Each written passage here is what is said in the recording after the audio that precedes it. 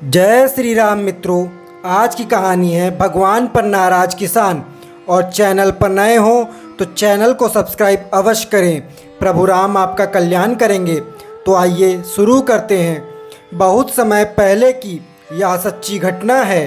एक बार एक किसान भगवान विष्णु से बड़ा नाराज हो गया। कभी बाढ़ आ जाए, कभी सूखा पड़ जाए, तो कभी धूप बहुत तेज हो जाए, तो कभी ओले पड़ जाएं। हर बार कुछ न कुछ कारण उसकी कुछ फसलें खराब हो जाती थीं। एक दिन वह बहुत तंग आ गया। किसान ने भगवान विष्णु से कहा, हे भगवान, आप परमात्मा हैं, लेकिन लगता है आपको खेती बाड़ी की ज़्यादा जानकारी नहीं है।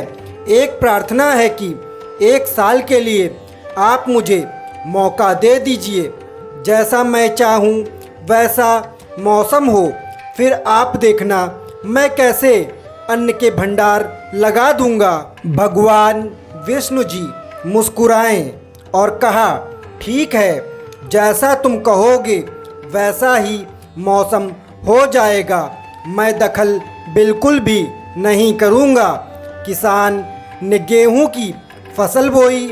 जब धूप चाही तब धूप हुई, जब पानी मांगा तब पानी। तेज धूप, ओले, बाढ़, आंधी तो उसने आने ही नहीं दी। समय के साथ फसल बढ़ी और साथ ही किसान की खुशी भी, क्योंकि ऐसी फसल तो आज तक नहीं हुई थी। किसान ने मन ही मन सोचा, अब पता चलेगा भगवान को कि फसल कैसे उगाते हैं। बेकार ही इतने बस हम किसानों को परेशान किया करते थे। फसल जब काटने का समय आया तो किसान बड़े गर्व से फसल काटने के लिए गया, लेकिन जैसे ही फसल काटने लगा, एकदम से छाती पर हाथ रखकर बैठ गया।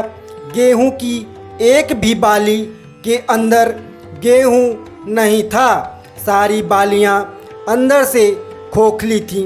बड़ा ही दुखी होकर उसने विष्णु जी से कहा, हे प्रभु, ये क्या हुआ? ये सब फसल कैसे हुआ मेरी मर्जी के बाद भी? तब भगवान विष्णु बोले, ये तो होना ही था। तुमने पौधों को संघर्ष का जरा सा भी मौका नहीं दिया। ना तेज धूप में उनको तपने दिया, ना आंधी ओलों से जूझने दिया। उनको किसी भी प्रकार की चुनौती का एहसास जरा भी नहीं होने दिया। इसीलिए सब पौधे खोखले रह गए। जब आंधी आती है, तेज बारिश होती है, ओले गिरते हैं, तब पौधा अपने बल से ही खड़ा रहता है। वो अपना अस्तित्व बचाने का संघर्ष जरूर करता है, और इस संघर्ष से जो बल पैदा होता है, वह संघर्ष उसे शक्ति देता है, ऊर्जा देता है, उसकी जीवटता को उभारता है।